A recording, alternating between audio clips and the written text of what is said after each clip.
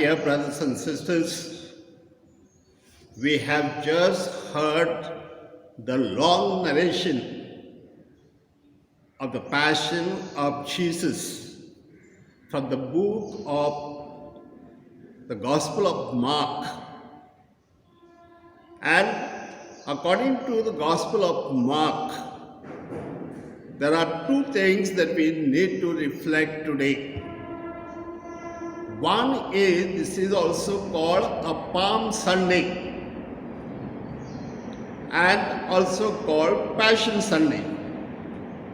Now these seems to be two contrasting things because Palm Sunday means glory to Jesus, the King of Israel, and they are going in procession shouting the slogans, Hosanna to the King of Israel, and everybody seems to be happy with the palms in their hands and leaves, and they are shouting because they have experienced Jesus as really the one who really takes care of them, who really loves them, and they really want him to be the king.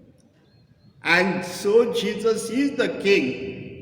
He is not only the King of Israel, he is the King of all of us, but above all he is also the King of heaven and earth.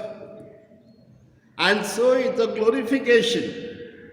But on the other hand, today we need to reflect on the passion and suffering of Jesus and the way he was tortured, the way he really experienced his passion.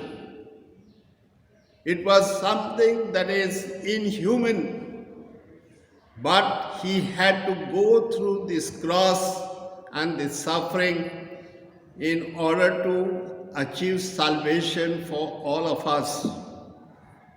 And so, my dear brothers and sisters, let us reflect more on this passion of Jesus. My dear brothers and sisters, we all know that there are different things in the life of Jesus that happened on this particular day when Jesus was arrested. Now, for example, that day, that night when Jesus was really praying in the garden, all these people, they were preparing themselves as Judas has already told them that Jesus will be praying in the garden. You keep your soldiers ready. We will arrest him and then we'll give it to you. You do whatever you want. And so, my dear brothers and sisters, Jesus is really at pain because his own disciple who had lived with him for 3 years, who has eaten with him 3 years, who had walked with him for 3 years, and he is the one responsible for his passion. So the sense of betrayal really hurts Jesus. Now, to be a little brief on all these matters, I want to tell you that Satan had really captured the mind of Judas. Because after a few minutes you will see how this man really felt sorry that he handed over his own guru to these people who are going to put him on the cross. So he throws that money and then he goes and commits suicide. That is one character. You can reflect as much as you can. But my dear brothers and sisters, there are 3 disciples who had gone with Jesus to pray in the Garden of Gethsemane. And Jesus could visualize his own suffering, passion and death. And he really sweated blood. So he was suffering there. But the disciples had gone to sleep. They didn't even know what was happening to Jesus. So maybe there are times that we are sleeping, and sometimes we are called the sleeping church. that means we are not with Jesus. So we must know what is the passion of Jesus and how it will help us to understand the mystery of his salvation. Now, my dear brothers and sisters, on the one hand, we see Peter, who is boasting and saying that though all these people may leave you and go, I will never leave you. And I promise you. And at that moment, Jesus told him that before the cock crows, you will deny me 3 times. And we all know when Jesus was arrested and when Jesus was taken in the house of the high priest, and when the judgment was about to begin, and there Peter denies 3 times to Jesus and the cock crows. So sometimes we may be very close to Jesus and very intimate, maybe going to church every day. Every day we must be praying. But maybe there are times when we knowingly or unknowingly deny Jesus, denounce Jesus.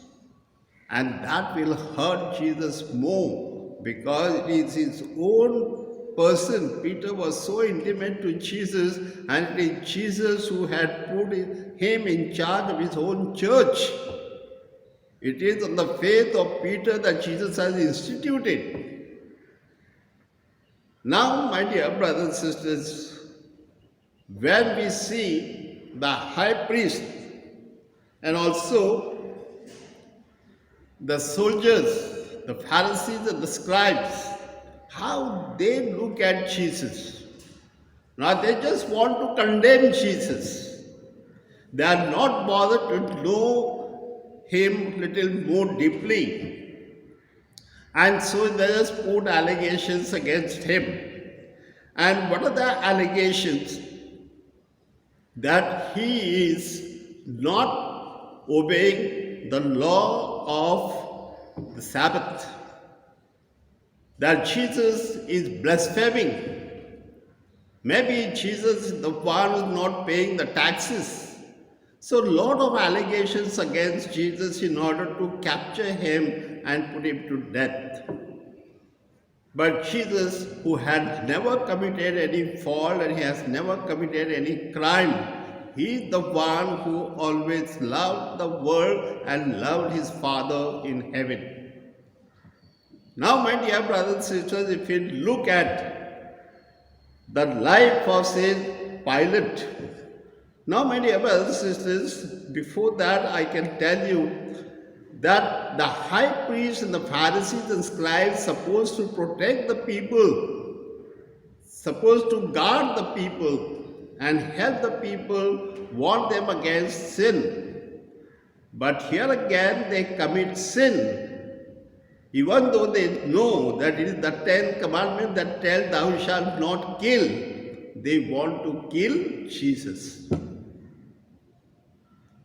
How the people in authority can also make serious mistakes. So, my dear brothers and sisters, we common people should be always aware that we can also betray Jesus and also kill something that is good, kill the truth.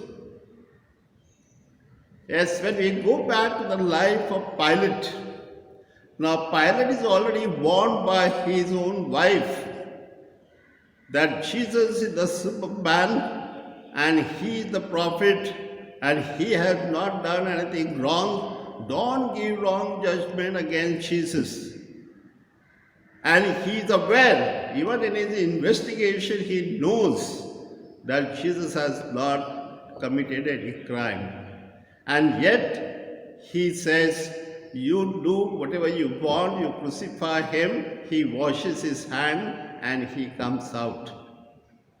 My dear brothers and sisters, he is more bothered about his position, because if I don't condemn him to death, they will make allegations against me and then they will fight with the king of Rome.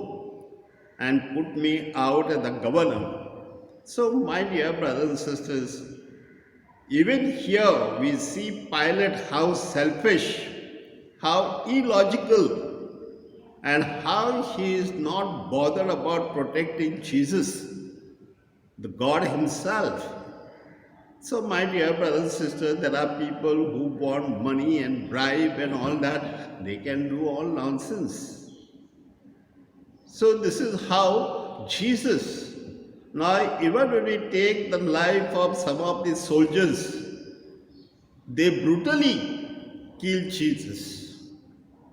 Though there was law how to treat a criminal, yet they would do extraordinary efforts to kill that man and make him suffer.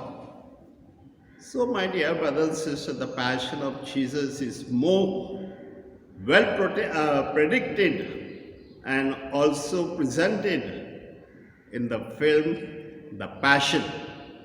So, if you have seen the film The Passion, perhaps you will see that again it is available on your media, especially your mobile and your internet, and you can really experience what is that Jesus and His suffering, His passion and death mean. But the passion and suffering of Jesus is only because to save the human person from the slavery of sin. And God opened the doors by the resurrection of Jesus. So let us not forget that there is hope even after our death. So suffering does not go west.